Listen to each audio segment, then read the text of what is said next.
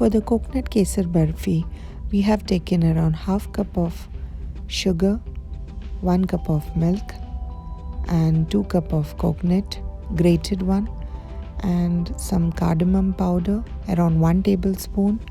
Along with that, we have taken some saffron strands.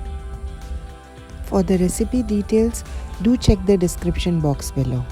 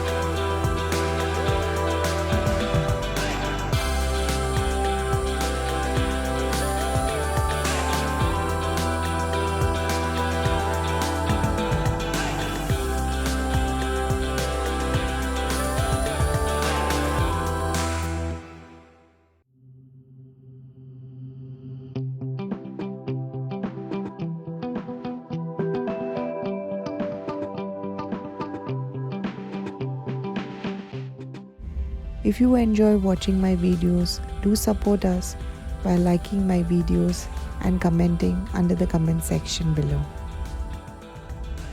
Thanks for watching my channel Dimples and Arabian Journey. If you like my videos, do subscribe and hit the bell icon. Also do connect with us on our Facebook page Flora and Aroma. Thank you.